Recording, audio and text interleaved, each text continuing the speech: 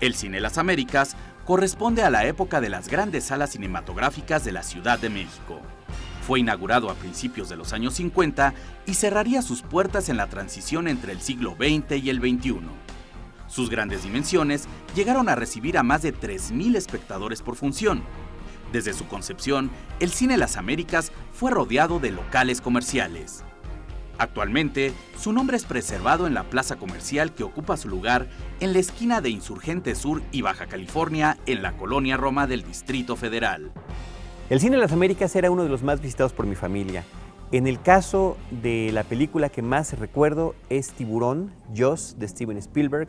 Y en esa ocasión recuerdo inclusive dónde nos estacionamos, cuando cruzamos la Avenida de los Insurgentes para llegar al cine. El lugar que nos tocó era una de las películas más vistas en ese momento y las salas se llenaban. Nos tocó de lado en la parte de adelante y quizás haya sido también donde vi un primer desnudo cinematográfico, en esa fugaz escena con la primera víctima que nada desnuda hacia su fatal destino. La película causó el efecto que a todos, que tanto se comentaba en aquel entonces. Ya no tenía uno ganas de ir a la playa, tenía uno miedo de incursionar en el mar, pero fue una experiencia fantástica poder disfrutar la música de John Williams, el famoso tema que hacía más impresionante el suspenso por ese terrible animal que durante la mayor parte de la película no se podía ver. No había permanencia voluntaria en esa función, sin embargo mi familia y yo tratamos de quedarnos, no nos fue posible y aún así queda como una de las mejores experiencias cinematográficas que haya tenido. Tiburón de Steven Spielberg se estrenó en México el 15 de abril de 1976 en 21 salas del Distrito Federal. Permaneció en cartelera durante 18 semanas.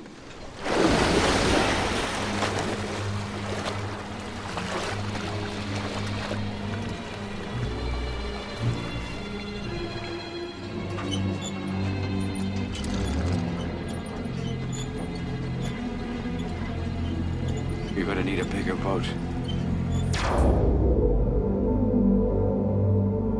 Juan Carlos Rulfo es uno de los documentalistas indispensables del México actual. Nos sorprendió con la melancolía familiar de El abuelo Cheno y otras historias.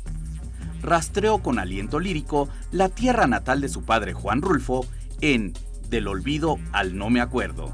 En El hoyo es un mosaico conmovedor sobre la construcción de una arteria capitalina. Los que se quedan es un acercamiento sentido a mexicanos cuyos familiares emigraron a Estados Unidos. Sin apostar por el cine militante o la crítica frontal a la situación política del país, la sabiduría de Juan Carlos Rulfo radica en que interioriza con sus personajes para que ellos nos obsequien una bocanada de su espíritu, una vitalidad humana que descubre a la vez la ingratitud del sistema que sexenalmente se regodea con promesas incumplidas desde que existía la dictadura perfecta. Continuamos en Filmorama y nos da muchísimo gusto recibir a un amigo nuestro, un director cinematográfico, un hombre que ha creado interesantes largometrajes. Juan Carlos Rulfo, muchas gracias por acompañarnos. Muchas gracias por la invitación. Del olvido a no me acuerdo, El abuelo Cheno y otras historias, Los que se quedan, En el hoyo, y ahora vienen 2 nuevos largometrajes que ya están prácticamente listos. Estamos concluyendo ya nuestra película sobre la educación en México, que se llama De Panzazo. Estamos en los últimos toques y... De Panzazo, hay que reiterar el nombre. De Panzazo, y bueno, ya verán por qué. Creo que a todos se les hace muy familiar el término. Y la otra es una película que es básicamente un viaje por el mundo, siguiendo un hombre emblemático que hizo mucho por el cine de Buñuel, que es el escritor de Buñuel, Jean-Claude Carrier, pero eso nada más para que lo conozcan. La idea es hablar un poco del porvenir y del futuro, a través de una persona que ha vivido en todo el siglo pasado, ¿no? Ya la verán, eso también hacia finales. Toda la segunda mitad de este año va a ser muy movida. Pero muy movido también tú en otros proyectos.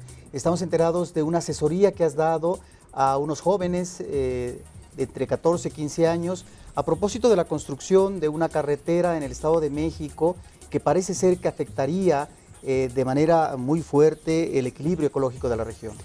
Mira, creo que es muy importante los chavos, ¿no? En todas partes, y sobre todo este proyecto tiene que ver con afianzar esta cosa de la cultura popular, la cultura local. mientras más apoyemos la cultura local de una región, que los chavos se animen a hablar de su misma región y tratar de encontrar la manera de poder apropiarse de lo que ahí ocurre es muy importante. Y es cierto que hay una carretera que es parte de un sistema bastante complejo de carreteras en todo el Estado de México, porque están cruzando por todos los bosques, y que hay cosas muy extrañas de cómo es que zonas protegidas naturalmente, o sea, zonas que son parques nacionales, ahora extrañamente dan permiso para construir una carretera, ¿no? Es esta cosa que de alguna manera intenta ser una metáfora de cómo se hacen las cosas en México, ¿no? Esta cosa de que no les avisan a nadie, no hay información, nadie sabe por dónde va a pasar, nadie sabe qué está pasando, ni a qué hora se va a terminar, ni exactamente si va a cruzar por este cerro, si va a llegar por aquí o por allá, y eso no se vale. Lo que se intenta es que estos chavos de alguna manera, como una nueva generación, como las generaciones que vienen, pues traten de plantear el sentido común de que así no se hacen las cosas, ¿no? De que ya estuvo suave, de que hay que ser más francos, de que hay que hacer las cosas de otra manera. Esta carretera que va a Valle de Bravo es la cuarta carretera que llega a esta ciudad, bueno, a este pequeño pueblo, pero no se les hace absurdo. O sea, 4 carreteras para llegar a un solo lugar. En fin, y la experiencia ha sido maravillosa, en el sentido de que estos chavos al mismo tiempo están como generando entusiasmo a otros y a otras comunidades como para que hablen de sus problemas y que encuentren un eco diferente al que sería si yo hiciera algo o otras personas exteriores hablaran sobre ellos, ¿no? Se me hace muy importante. Y así en el país, en todas partes. Y han dado ha sido como un año de trabajar en varios lugares en el país, en Veracruz, en Chiapas, en Ciudad Juárez, precisamente proponiendo y apoyando y militando por el desarrollo local, porque la gente trata de hablar de sí mismos, de que volteen a verse así, en vez de estar viendo afuera, tratar de buscar el centro, que es la Ciudad de México, sino tratar de hablar de su localidad, tratar de hablar de sus aguas, de sus ríos, de sus historias personales, ¿no? Que no sientan que no valen la pena contarse, sino que es muy importante contar lo que a ellos les pasa y sobre todo encontrar un lenguaje propio. Eso es fantástico y a mí me enseña muchísimo. ¿Y no sería que justamente es así como inicia también tu trayectoria como cineasta, ¿no? Empiezas con este largometraje, bueno, entre tus primeros trabajos de tu abuelo. Es que por eso que ya me cansé de hablar de mí, entonces lo mejor es que... No, pero sí, efectivamente, así, ese fue el Sí, proceso. así Digo, fue. si lo revisamos, de tu abuelo, después la búsqueda de tu padre, que al final era, ¿no?, un recorrido por gentes que lo pudieron haber conocido, ¿no? Después lo que sucede afuera de tu casa cuando ves un gran hoyo donde están los trabajadores y ustedes qué están haciendo y viene esta película y después ya empiezas a tocar otros temas, ¿no? Y ha sido como muy coherente y eso me da mucho gusto decirlo y tiene que ver con eso, con regresar al origen. Fue como buscar en uno mismo qué es lo que... Si te vas a dedicar al cine, vas a querer decir algo sin que te des cuenta necesariamente de qué trata esto del medio, del cine o de la televisión. Resulta que tu historia personal pues está plagada de muchas cosas que son universales. La historia del abuelo, en todos los libros, en la literatura, es un clásico, ¿no? El abuelo me contó, el abuelo me dijo, mi abuela me decía. Entonces el abuelo fue como el principio, luego fue el padre, pero luego vino también el patio de mi casa, o el rincón de mi casa, o la esquina de mi casa, que es en el hoyo, esta historia de la construcción del segundo piso del periférico, donde pues nos habla un poco de lo ajeno que estamos, de las gentes que están alrededor de nosotros en la ciudad, ¿no? En esta ciudad, que fue una experiencia maravillosa. Y luego vino los que se quedan, que tiene que ver con el país, de esta sensación de nostalgia que tiene la mayoría de la gente que está allí mientras su marido, su hijo, su pariente se fue a Estados Unidos y que pues no lo volvieron a ver o que está allá y lleva mucho tiempo ahí y que hay una nostalgia y hay una sensación como de que se extrañan esas cosas, son pequeñas las cosas que se extrañan pero son muy grandes y esa sensación de vacío es muy fuerte y eso se huele en el país en muchos lados. Es la inseguridad y también alrededor de esta inseguridad hay una cosa que tiene que ver con que me falta algo, ¿no? Me falta la libertad, me falta la sensación de estar completos, ¿no? Eso creo que todo el mundo lo puede identificar. Y yo creo que hay una razón que tiene que ver con todo esto y es algo que estamos buscando, un tema que le pegara a todos, ¿no? ¿Cuál podría ser la siguiente película? Curiosamente la educación. ¿Qué es lo que está causando todos los problemas de este país? Tiene que ver con la identidad, pero también tiene que ver con algo que todos los días estamos motivando y que viene desde nuestras casas, nuestros padres, nosotros mismos lo estamos motivando y es la educación. Tenemos que hacer algo ahí porque definitivamente no puede seguir así. Esto ya tiene que cambiar de plano. Esta generación que está ahorita creciendo, los que están entre 10 y 15 años tienen que crear el cambio, que este cambio llegará en 20 años, ¿no? Y en eso estamos. Entonces, bueno, es interesante poder hacer esto en los nuevos jóvenes, en los chavos que vienen atrás, poder contribuir a que esta historia que tú dices en lo personal se pueda volver universal y que todos podamos trabajar en esto para poder crear nuevos discursos, nuevas maneras de cine, documental, que hablen de la esquina, de todos los barrios, de todos los rincones de este país, ¿no? Que volteemos a vernos a nosotros mismos y que veamos nuestro país, no que estemos buscando historias que están, pues, quién sabe dónde, ¿no? Se vale de todo, pero el problema es que estamos mucho más allá que acá, y eso sí se me hace grave. En el caso tuyo estamos ante un documentalista que al mismo tiempo con otros de tu generación o no, como un Everardo González o como un Polgovsky, encontramos personajes que identificamos muy plenamente y que tienen que ver con una realidad mexicana desde el punto de vista político, social, económico, y que no necesariamente se estaban manejando en términos pamfletarios o en términos de estadística, ¿sí? Y en ese sentido, recientemente hubo un documental muy importante, Presunto Culpable, y me llama la atención y quisiera tu opinión sobre un desplegado que en la revista Toma, una revista sobre cine, hacen varios documentalistas, entre ellos Everardo González, al mismo tiempo directores de ficción como Julián Hernández, en donde avalan lo que es esta demanda por parte de uno de los jóvenes que aparece en el Presunto Culpable, que es el joven que señala, ¿sí?, como culpable a este muchacho Toño, que lo van injustamente a dar una condena de más de 20 años. ¿Qué opinas sobre ese desplegado en términos de posición de un cineasta o de varios cineastas con respecto a este respeto que se debe tener a la integridad de la imagen de una persona y lo otro, la libertad de expresión? Pues es una gran polémica como puede ser como el embarazo, o sea, como esta cosa de la ley del aborto, pero hay posiciones también, ¿no? Yo creo que, bueno, yo creo que es muy relativo, no puede ser una posición tan firme, repito, un poco lo mismo que puede padecer con el aborto. Yo no lo afirmé, primero ni me preguntaron, y después se me hacía muy confuso. Yo sí estaba... A mí me da mucho gusto que haya salido una película como Presunto, que diera la cara y que hablara precisamente, que le dejara al espectador la última decisión. ¿Dónde está el problema aquí? ¿No?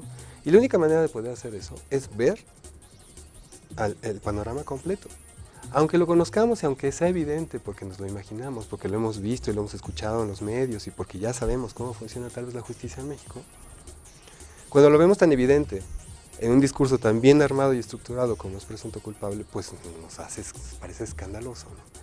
Y siento que se ve opacado por este asunto de dañar la imagen pública de alguien. Bueno, pero se dañó también la imagen pública del otro chavo que vivió 2 años en la cárcel, ¿no? Y bueno, y también están dañadas las imágenes del judicial y del juez y de todos. Nadie dijo nada de ellos, ¿no? Bueno, no se me hace tan justo en ese sentido, ¿no? Por eso digo, es muy relativo. Y creo que habrá que hablarlo, depende del caso. Si realmente se le está haciendo daño, o quién hizo daño a quién, antes de poder llegar a un punto tan radical. Yo no lo afirmo, no estoy de acuerdo desde ese punto de vista. Sí estoy de acuerdo en defender el derecho del otro, pero hay que estudiar el caso en particular. Juan Carlos, estos filmes que están por concluirse, que estás en la etapa ya de postproducción final, ¿cuándo los podremos ver? ¿Cuándo salen? Pues les digo que esta segunda mitad del año está movida. Yo espero que esta película sobre la educación salga por ahí de octubre, finales del año, la última cuarta parte de este año. Y esta de Carrier posiblemente para el año que entra, en el 2012, un año muy interesante. Lleno de mucha polifacética. Y Carrier tiene mucho que ver con esta historia del porvenir. ¿Qué viene? ¿Qué va a pasar? ¿Qué hijos le estamos dejando al mundo? Y Jean-Claude Carrier se queda como un poco preocupado de eso. O sea, es un recorrido que hace por 7 países del mundo, recorriendo un poco los lugares que más le han entusiasmado, que más le han movido en la vida, y de repente se pregunta, bueno, el tiempo pasa tan pronto y finalmente... ¿Qué viene? ¿Cómo preparamos a nuestras nuevas generaciones para lo que viene? ¿Qué podemos hacer? Es una cantidad de preguntas y nos las deja siempre con un dejo de humor y de gratitud por la vida que él ha tenido, simplemente como esperando que ojalá todos podamos tener ese gozo por la vida, ¿no? Es una película muy optimista. Juan Carlos, pues estaremos muy al pendiente. Muchísimas gracias por habernos acompañado. Gracias también por ser el primer director que nos acompaña en este proyecto que es Filmorama. Y bueno, habiéndote conocido en diferentes medios, nos acompañaste en nuestros primeros podcasts, en radio, y ahora en Filmorama. Nos da mucho gusto. No, muchísimas gracias, es un honor y mucha suerte. Gracias, Juan Carlos Rulfo. Nosotros continuaremos en Filmorama Después de este corte, le recordamos nuestro correo electrónico filmorama@efectotv.com.